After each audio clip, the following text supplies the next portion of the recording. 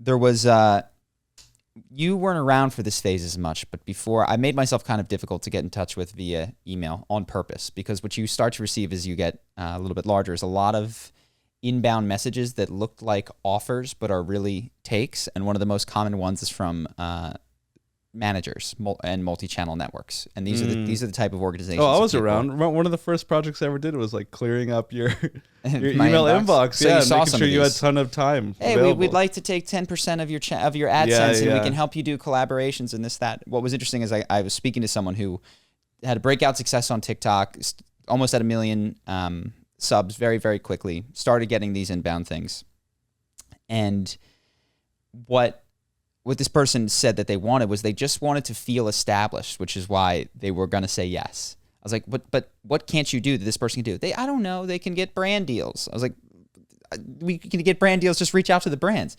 I don't know. I just want to feel established came to be the thing. And I realized that if you're out there and you're doing your own business, there are so many, I say predatory lightly, but there's so many predatory businesses that feast on that desire to feel established, where they'll contact you and tell you, hey, I can get you in Forbes, as a contributing writer, or hey, we'll take 10% of your AdSense. And what they ultimately do, all of them, is siphon money out of your new but functioning business into their business, which just deals in prestige, which has no value once you realize it, right? If you do join an MCN, I don't know a single person who's ever been satisfied with their MCN, because they promise you they're going to set you up with collabs.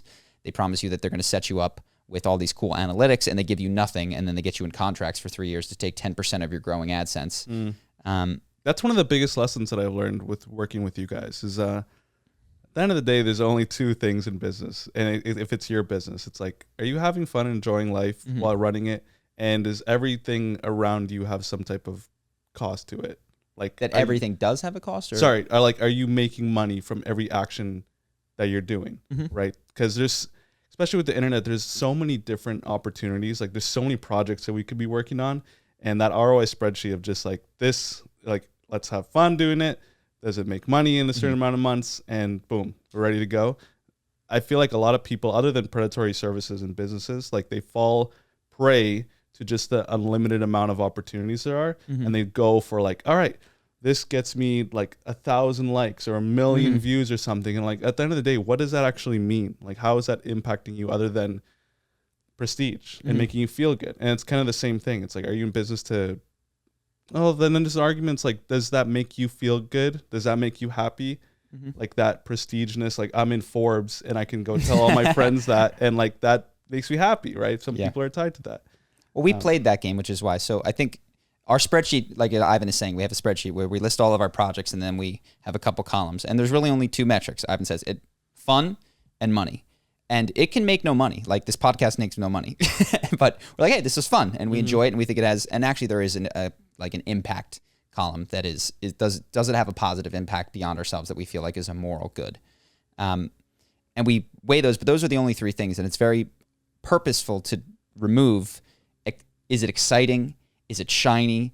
Will I get my name in lights? Yeah. Because we have pursued all of those things in the past, thought that they would contribute to happiness. They never do, ever. Like they're only exciting at the beginning. Once you achieve getting the blue check or getting the 1,000 likes, it's completely empty and meaningless, and you just want more, and you don't even have any money to show for it at the end of the day. So that's why we do those sort of spreadsheets, is just to focus, I think, on the three priorities, which is like fun, money, does do something good. But yeah, it's just interesting to see how easy it is to get sucked into prestige with all of these kinds of things. The other thing is that, and I've fallen victim to this before. There's a belief that you want, as you're running a business, someone to come make it work for you. Like, oh, if someone would just come in and do the marketing. Like, oh my God, if someone would just come in and handle this. That's why you guys hired me, right? Well, no, you didn't show up at our doorstep. And quite frankly, we had to train you a lot, in order to help you, even after selling your business. We thought Ivan had a business it was in the Ty Lopez form. You're actually one of the few people I can think of that like Ty Lopez was really good for you. Yeah, helped a lot. So I'll finish this point and then tell that story. But basically that if you are starting a business, you've got, the answer is not in your inbox. No one is waiting in your inbox to explode your business for you. Nobody's going to come in and do it for you. And there's always this where's the answer? Desire to shortcut it. Where is the answer? You got to do the work. You got to be not even do the work. It's not just about the grind. It's about intelligent application of your efforts. But other people, if they could do that, would not be waiting in your inbox to do it on your behalf for the business that you're primarily the owner of. Yeah. All these people that want to come in and partner with you, in my experience, it's siphon every time. But that doesn't mean that you can't find partners. It's just they're not looking for you in most cases. So in any event, do you want to tell a little bit about your Ty Lopez thing? Because I think it is interesting. We say Ty Lopez, but that's one of the 20 courses that I took. But you did social media marketing agency, which is digital marketing. Straight up what he was teaching people to do, right? Yeah. So took Ty Lopez's course and a bunch of other ones, and I learned how to do digital marketing. I was working in sales before. I had a business called Legal Shield before, and I was just selling legal plans. Took his courses, learned some digital marketing, and it was the early years of digital marketing. And I built a business where I had about 21 dental clinics. By the time I sold, I had 23, and it was fantastic. And I was speaking with Henry, your younger brother, today or yesterday, and I was saying, like, if I had no money in the bank and I need to start a business again, it's that. It's because you only need 2 skills: sales and digital marketing. Because there's a ton of businesses right now that don't know what they're doing. Well, to be clear, so you're kind of using buzzwords that people might not use.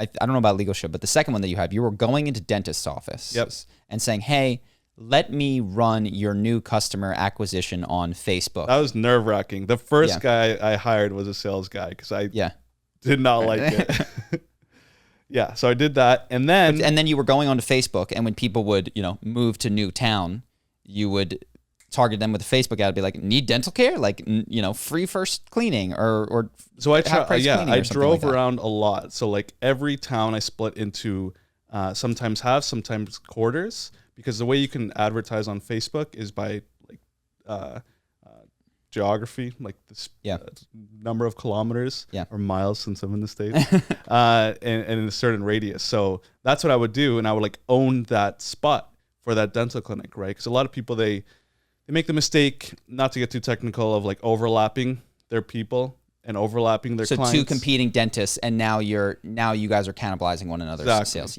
Yeah. So I did that, and I sold that, and then just out of the blue, I saw a video of Charlie in Brazil looking tan and wonderful. No, you saw that, and then you sold your business. You weren't going to sell.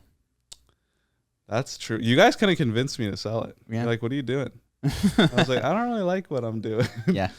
Well, you say that you would you still tell people to do that? Because you're the one person I know that's done it well. What I see far more often are people coming up to small and medium-sized businesses saying that they're going to run their Instagram and going for the metric of likes. And they're like, look, we've got 3,000 followers and 400 likes. And they're like, yeah, but no one came to my restaurant. Like that doesn't help me. So you're one of the few people I know that was able to actually deliver more money to their clients than they took in fees. And I think it was because you were in a fairly open market with a very high ticket person. Like once you go to a dentist, if you don't move and he doesn't screw up, that's your dentist for the rest of your life. Yeah, the LTV for a client LTV is lifetime value. It's like, by the way. Yeah, sorry. It's okay. Keep using all these buzzwords. I'm used to speaking to an audience that doesn't have all the same assumptions as I might.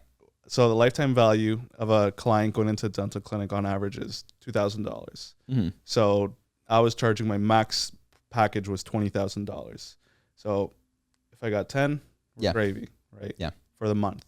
But that's not the case necessarily with what I see a lot of people doing in these social media marketing agencies. Would you still recommend it today? Like you don't think that field has been collapsed upon? Because I saw like people doing it with dentists and then chiropractors, and then every high value thing started to get moved in, at least in every major area. Well, I think monopolies have moved in now. Like they've moved in and purchased all the good assets and the good people. Like somebody bought yours. Yeah, exactly. And I don't know how it is in the States, but that's what happened to me. That's what a couple of my friends in Facebook groups that I used to follow, all their stuff got bought out. And so do you think that there's still space because there are people out there that for sure. If you want to make like $10,000 a month, which is a lot of money, you could have like 4 or 5 clients. There's so many businesses out there that need help selling. Let me play devil's advocate, and you can fight me on this. Agencies seem like such a frustrating business model. It's awful. No, I'm not arguing that. Like that is because you're doing sales, which I don't like. You're sitting in front of a computer and doing digital marketing, which is not fun. And then the worst part is you're working with clients and you have a job. Yeah. Again. So there's not a lot of several freedom. bosses instead of one, essentially. Exactly. Yeah. Several bosses. There's not a lot of freedom, but and it doesn't really, it's not pure scale. Like the nice thing about digital courses is the difference between selling 1 and selling 100 is not a ton. It's maybe a little bit more like server space. Mm-hmm. But for you to scale up operations, you got to get an extra sale guy, and then you got to get an extra account manager, and like it's more and more headaches come in. More and more individuals required to serve more and more people. Mm-hmm. So, okay, interesting. That can be your recommendation. It's different than what I would have expected, though. Why? What would you go with? I wouldn't recommend agencies.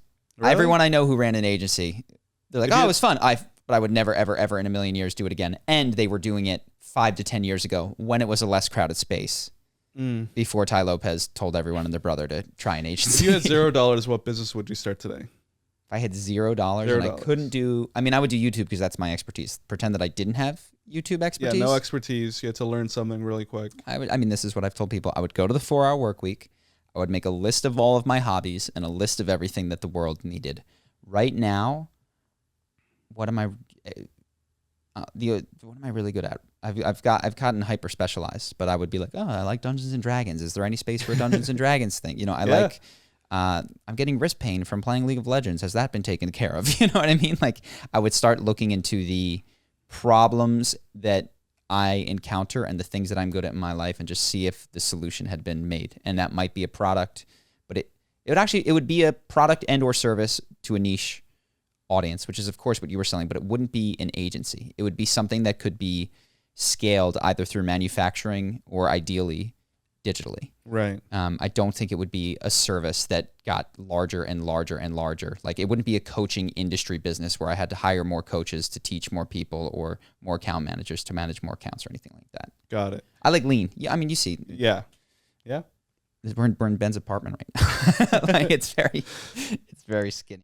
Hope that you guys enjoyed that clip. If you want to see more like this and have us do more podcasts, we are 100% funded by our generous patrons. And if you'd like to contribute, there's a link in the description, and we'll have one pop up on the screen right here so that we can do more podcasts where we have fun conversations and hopefully some deep ones like this. Either way, hope that you enjoyed the video, and I will see you in the next one.